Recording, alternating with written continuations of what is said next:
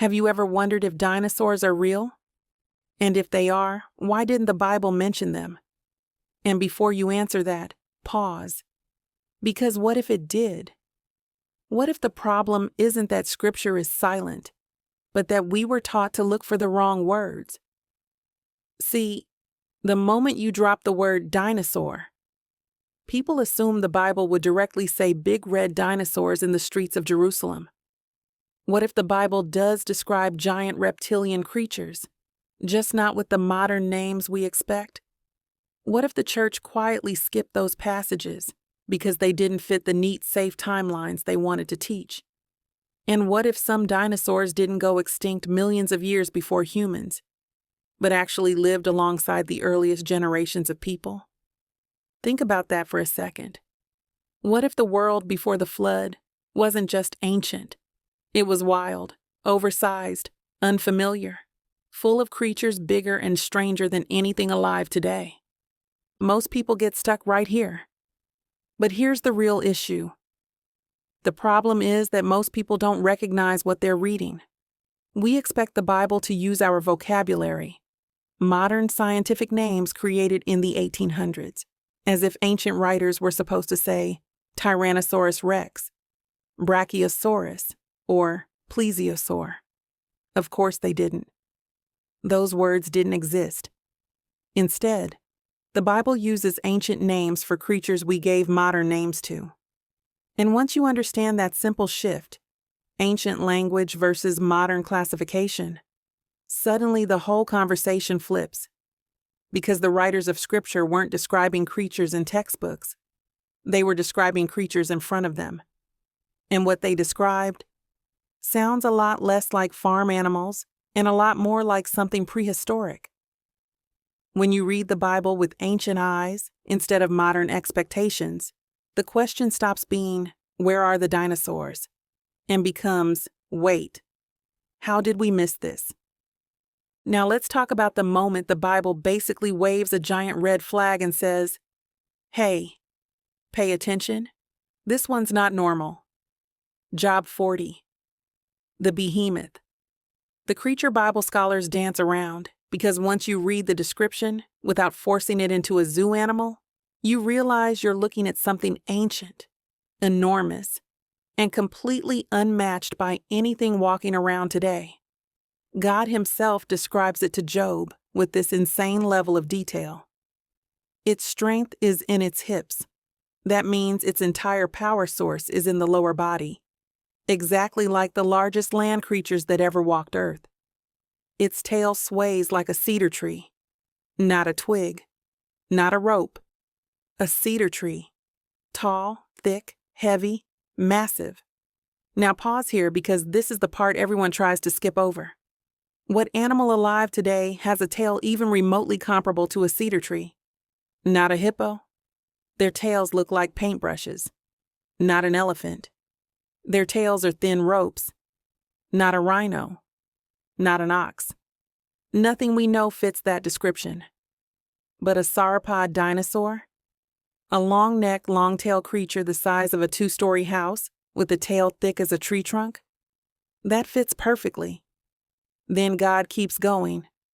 Its bones are like tubes of bronze, its limbs like bars of iron. Show me a hippo with iron bars for legs. Show me an elephant with bronze tube bones. You can't. But a massive prehistoric creature? That's textbook dinosaur structure. Then God says, it ranks first among the works of God, meaning this thing was one of the largest, heaviest, most powerful land animals ever created. Again, not a hippo, not an elephant. This is something in another weight class entirely. And here's the part that makes it even wilder. No predator can overpower it, meaning nothing hunts this creature. Nothing threatens it. It is untouchable. Even apex predators avoid it. That's not hippo behavior. Lions kill hippos. Crocodiles kill babies. But a creature that nothing can overpower? That's top-tier prehistoric energy. And if that wasn't enough, ancient Jewish tradition goes, places modern churches avoid. In apocryphal writings, Behemoth is described as primordial, one of the original beasts created on day 6, so massive that early rabbis said the land trembled when it moved. Some stories say Behemoth and Leviathan were created as a pair, one to rule the land, one to rule the sea. None of that fits regular animals. All of it fits creatures from a world we no longer see. So here's the bombshell people miss because they were trained to read the Bible like a children's book. Ancient people weren't describing imaginary monsters. They were describing what they saw. They used the words they had for creatures they didn't understand yet, creatures we now call dinosaurs. All right, let me slow this down and show you the part almost no preacher ever explains. What was actually happening before God introduced Behemoth in Job 40, and why this creature is even being described in the first place. Because once you understand the setup, the whole dinosaur conversation makes way more sense. Before Job 40 ever happens, Job has been going through what feels like the worst season a human being can survive: loss, sickness, betrayal, confusion, spiritual silence. And after spending 35 chapters questioning God, wrestling with suffering, and demanding answers, Job eventually reaches a point where he basically says, "God, explain yourself. Tell me why this is happening. Prove to me that you're running the world correctly." And for the first time in the entire book, God finally speaks. Not gently, not softly, but out of a whirlwind, literally a storm. And instead of explaining Job's suffering, instead of giving Job a motivational speech, instead of comforting him with a simple answer, God does something strange. He starts describing the wildness of creation, the power of the universe, the strength of creatures Job cannot control. Why? Because God is reminding Job of something humans forget. You don't understand everything I made, so how could you understand everything I allow? God starts listing mysteries: lightning, constellations, ocean boundaries, mountain goats giving birth, the eagle soaring. Then God shifts to two creatures that stand above everything else: Behemoth and Leviathan. These aren't random animals. These are the climax of God's response.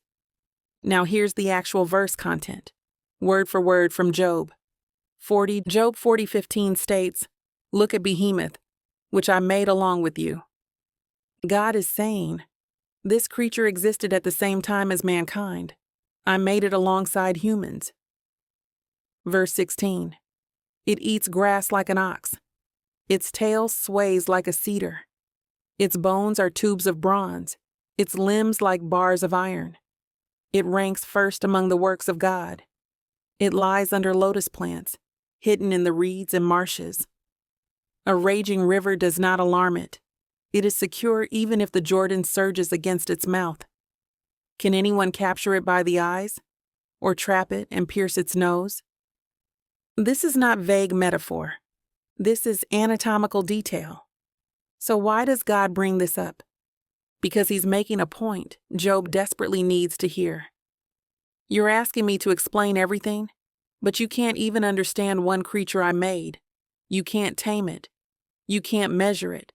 You can't hold it. You can't even imagine it. And yet it exists.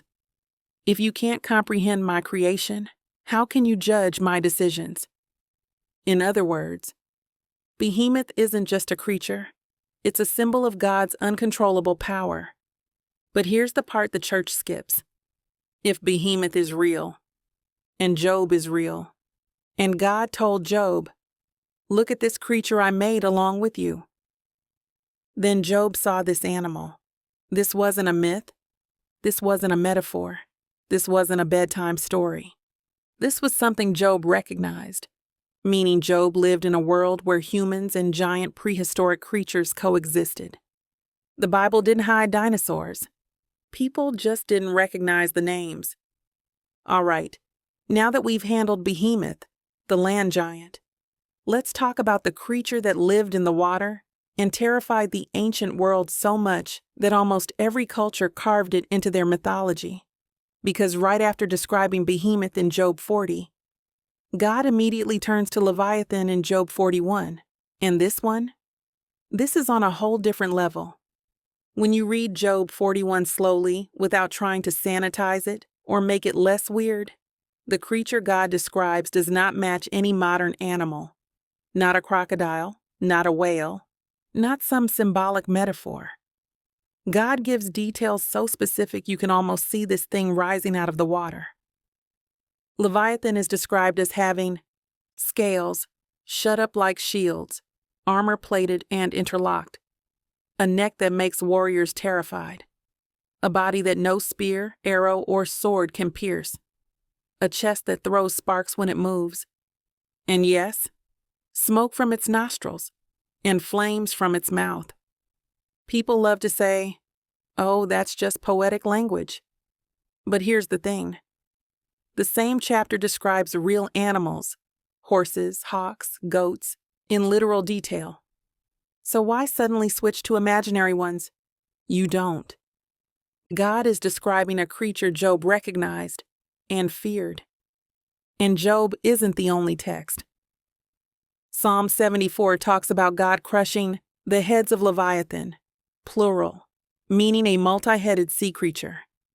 Isaiah 27 talks about the twisting serpent, the fleeing serpent, and Leviathan the dragon. That word dragon is literally in the text. Now pause and connect something. Every ancient civilization has stories of giant reptilian sea creatures. Mesopotamian Tiamat, Egyptian Apophis, Greek Cetus, Norse Jormungandr, Chinese and African dragon serpent mythology. You really think every civilization on Earth had the exact same imagination? Or did they all see something similar? Because scientifically, we now know. Massive marine reptiles once existed. Mosasaurs, pliosaurs, chronosaurs. Giant crocodilians reach sizes as long as buses. Some fossils show bite marks so large we still don't know what made them. And certain dinosaurs had nasal structures that could expel heat, appearing like smoke. So when Job, Psalms, and Isaiah describe a giant armored sea reptile breathing heat and smoke, that doesn't sound impossible anymore. It sounds like a real creature described in ancient language. But here's where it gets even more interesting. In the Bible and in ancient Near Eastern cultures, Leviathan wasn't just a creature, it was a symbol.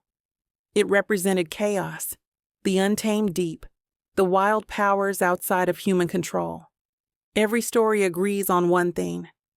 Only God can tame Leviathan. Only God can kill Leviathan. Only God can control Leviathan. No human, no warrior, no spear. Now we have to talk about something most churches never touch, because once you understand what the world looked like before the flood, everything about dinosaurs, their size, their existence, their disappearance, suddenly makes sense. Because if you read Genesis alone, you only get a surface-level outline. But the moment you bring in 1 Enoch, Jubilees, the Book of Giants, and ancient Midrash, the picture becomes crystal clear. The pre-flood world was nothing like the world you live in today. The Bible hints at it, but the ancient texts describe it in detail. Before the flood, humans lived 700 to 900 plus years. Plants grew enormous. Animals reached sizes we can't even imagine. The atmosphere was different. The earth produced more life. Environments were stable, fertile, lush. It wasn't a broken, polluted, weakened world like ours. It was the original design. Now watch this. If humans lived almost 1,000 years, grew taller, stronger, and healthier, then the animals growing alongside them would have been massive too. This is exactly what 1 Enoch and Jubilees tell us. Enoch describes a world filled with giants, the Nephilim, hybrid creatures, beasts of great stature, animals that devoured everything in sight. A violent ecosystem spiraling out of control. In fact, in 1 Enoch 7, it says, "They consumed all the acquisitions of men. And when men could no longer sustain them, the giants turned against the beasts and birds, and they devoured one another." Pause and think. If the giants were so huge that normal animals couldn't satisfy them, then what were those beasts and birds they were eating? Not cows, not goats, not sheep. These were enormous prehistoric animals, the kind we dig up today and now call dinosaurs, megafauna, or giant reptiles. And the Book of Giants, found among the Dead Sea Scrolls, adds even more detail. It describes giant creatures created through forbidden mixing of species, a chaotic ecosystem, and monstrous beings roaming the earth. So imagine this: a world where angels fell, humans grew beyond normal size, animals were monstrous, climates were perfect for massive life forms, and violence filled the earth. Jubilees 5 even says, "Every creature corrupted its way on the earth," meaning nothing in nature was behaving the way God originally designed. And do you know the exact moment God decides the flood must happen? When the violence between giants, humans, and giant beasts becomes too much. Enoch says the cries of creation itself reached heaven. This wasn't a normal world. This was a world where human lifespans were long enough to become extremely intelligent. Predatory animals grew to terrifying sizes. Hybrid creatures existed. Environments supported megafauna. Evil multiplied. Bloodshed became normal. A world strong enough, biologically and atmospherically, to support dinosaurs, giant reptiles, and creatures we no longer see today. And then, God says, enough. He resets the entire system, not just humanity, but the ecosystem itself. The flood wasn't only judgment, it was a biological reset. After the flood, now let's step into the part of the story where everything finally clicks. Not just the Bible, not just fossils, but the memories preserved in every culture on Earth. Because once you understand what the flood actually did to the world, dinosaurs stop feeling like some mysterious prehistoric era and start looking like creatures caught in a global reset. Think about dinosaur fossils for a second. They aren't found peacefully lying in open fields. They're found twisted, crushed, mixed with other creatures, buried under massive layers of sediment, sometimes miles deep. That kind of burial doesn't come from millions of years of slow dust. It comes from sudden, violent, overwhelming catastrophe. Exactly what the flood describes. A world-ending event strong enough to rip apart ecosystems, bury entire herds instantly, create thick sediment layers, trigger global extinction, rearrange continents, collapse atmospheric pressure. Noah's flood wasn't gentle rain. It was the world's most violent geological event. And here's the part people never put together. Before the flood, the world supported massive life. After the flood, the world couldn't anymore. The atmosphere changed. Oxygen levels dropped. Lifespans shrank from 900 years to 120. Vegetation weakened. Temperatures shifted. Habitats disappeared. When the environment shrinks, the creatures shrink. This is why ancient people described giant reptiles, but modern people only find their bones. It's not that dinosaurs lived millions of years before humans. It's that humans lived on a different kind of earth, one strong enough to support them. The flood didn't just wipe out species, it erased an entire era of biology. But here's the twist you're not ready for. Dinosaurs didn't all die at once. Some survived after the flood, just in reduced numbers, smaller sizes, and shrinking habitats. And we know this not because of fossils, but because of the memories left behind. Every ancient culture describes something reptilian, enormous, and terrifying. Chinese dragons, African river monsters, Mesopotamian serpent beasts, European worms, Middle Eastern sea dragons, Native American thunderbirds, Amazonian giant reptiles. These weren't cultures trading stories across oceans. These were civilizations separated by continents, but remembering the same type of creature. Not myth, memory. Memory of a world where massive reptiles existed, not as fantasy, but as part of daily life. Even medieval historians wrote about knights fighting creatures that sound like smaller descendants of the Leviathan or Behemoth. African tribes have carvings of long-necked water beasts.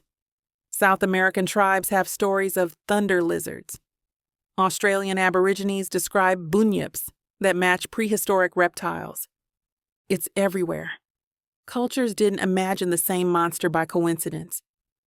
They were describing the last survivors of a world that once held giants.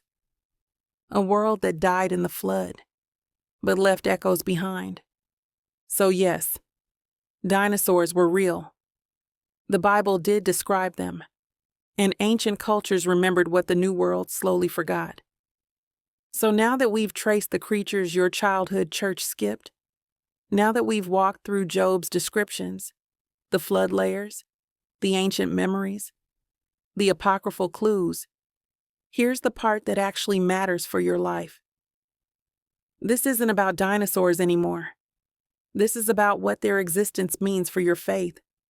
Because for years people have said, if dinosaurs existed, then the Bible must be outdated. But what if it's the opposite? What if dinosaurs actually prove how ancient and accurate Scripture is? Think about it. The Bible wasn't written in the age of microscopes, carbon dating, paleontology, or scientific classification.